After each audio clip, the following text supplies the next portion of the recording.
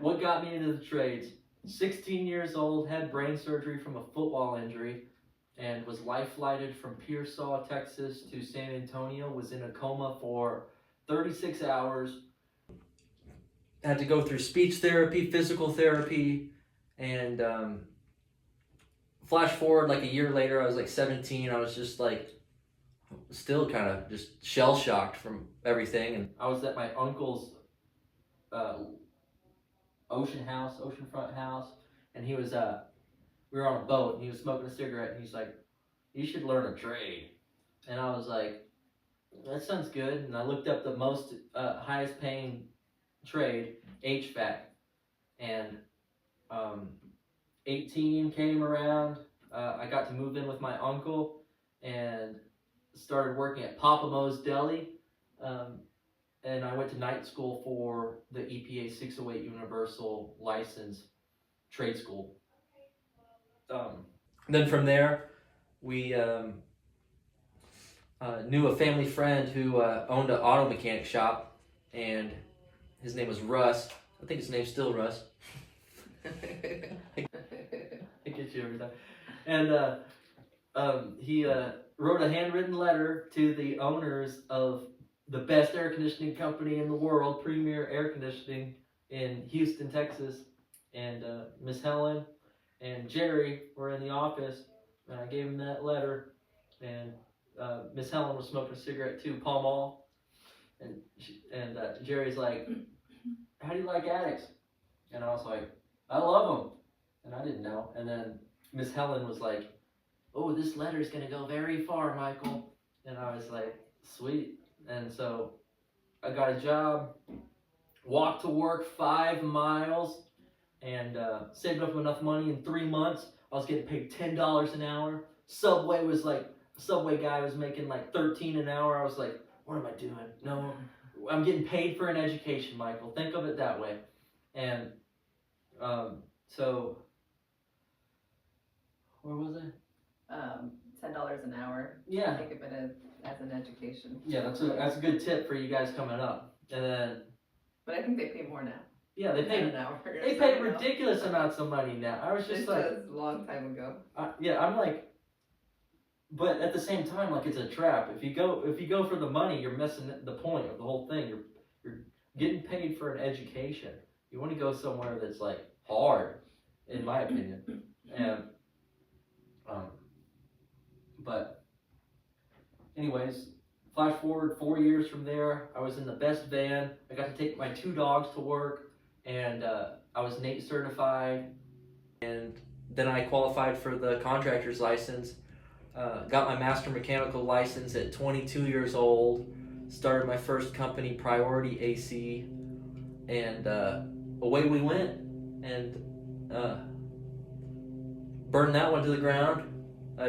Got sued and all that stuff. Yeah, but there was also a lot. I mean, you were only 22 when you started it, so there was a lot to learn still for being an entrepreneur, owning your own business. And I mean, we made mistakes that made it hard to get out of.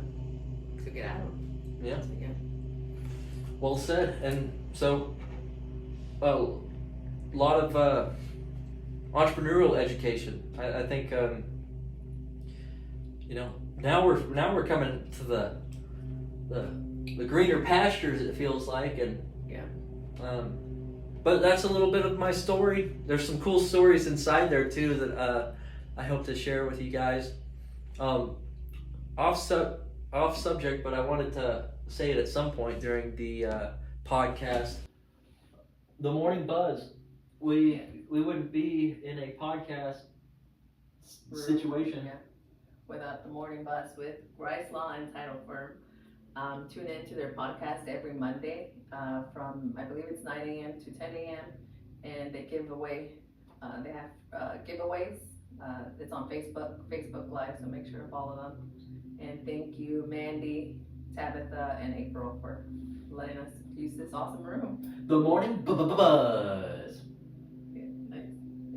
All right, what else we got? Where does the name Dr. Snowballs come from? Yeah, so shout out Justin. He was a Marine and like a corrections officer, and he was at our jiu-jitsu gym, and he was the last vote needed. I was like, whenever I got sued for, we got sued by that big chemical company that we signed an NDA, so we can't say, but we got sued, and I was like, hey, we need to come up with another name. Should it be our last name Mechanical, and I just threw out Dr. Snowballs, and he was the last vote for Dr. Snowballs to win. So Dr. Snowballs won by 1 vote in the jiu-jitsu chat, and that's really how Dr. Snowballs came to be. And also, who created Dr. Snowballs? Oh yeah, that logo on Gabby's shirt, my dad hand painted it, and then we turned it into a digital image, and so super custom, and it means a whole lot. Yeah. We also think it looks like Super Grandpa. Yeah. It looks just like him. He has a habit of making art that looks like him. But that's good. That means I'll look like that one day too. Yeah. Except I hope not all this. Oh, white hair and fur. Yeah. The forearms. Yeah. I'll shave. Alright, next question. What's the most common mistake homeowners make with their HVAC system? Most common mistake. Most common mistake. I think fan on circulate on the thermostat. In Texas, we don't want that circulate on. If your unit's properly sized and conditioning the space correctly, then it should cycle about every 15 minutes. And so 4 cycles an hour, that should give you enough air turnover to make it comfortable, make it balanced, and not need that circulation. Here in the south, in the southern region of the United States, a common misnomer is that an air conditioner cools a room. It actually removes the heat from the room, and what that means is the water heat is getting removed from the space, and it is getting trapped on the evaporator coil, and then it's condensing, and then it's turning into water, and then it's going out that drain line. Well, if you turn the fan on without the compressor running, you're just pushing that moisture back into your space, into the conditioned space. So you're constantly fighting the application of air conditioning with that circulation mode. So never, if you come from Europe or if you come from somewhere else, just no circulate. Northeast is pretty common to run circulating fans, just not here in the south. I long form, I know. How can someone tell if they need a repair versus a full replacement? Repair versus replacement. So I saw this cool thing. It's like a cost analysis that you can do on at what's the age of your equipment, how much is the repair, and then it calculates for you if it's worth the repair or the replacement at that time. A lot of companies go off of if it's over 10 years, they're going to try to sell you a new unit.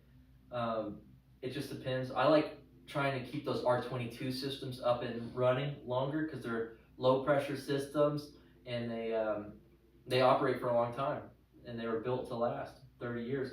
And mineral oil is used on those systems. With this new refrigerant coming in, 454B, and not that other, no, that one's a mineral oil, I think. I just learned some cool stuff about that, the R32. Okay. But R54B uses POE oil, and essentially that oil is corrosive, and so these newer units are made to fail, and it's discouraging. But the cool thing is I wanted to make a video about this, but I'll just share some of it now that I can remember. But I was watching this YouTube video, and Daikin apparently gave away like 400 patents on these refrigerants, and so go with R34. I think it's the new one from Daikin. Whatever the new refrigerant is from Daikin and Goodman, they gave away like 400 patents, and that means their refrigerant's cheaper, but it's also less hazardous on the environment, and like there's a whole monopoly over this refrigerant game, and like as soon as the patent runs out, they come up with a new refrigerant and all this. It's a crazy game, and Daikin's trying to boom knock it out. So reach out to us, Daikin. I just found out about it. So if you all want to sponsor us or something, I'm totally for it. Thanks for watching our second podcast. Tune in for our next one as we discuss some of the weirder jobs I've been on. In the description below will be a link to that video I was referencing. And when your AC stalls, call Dr. Snowballs.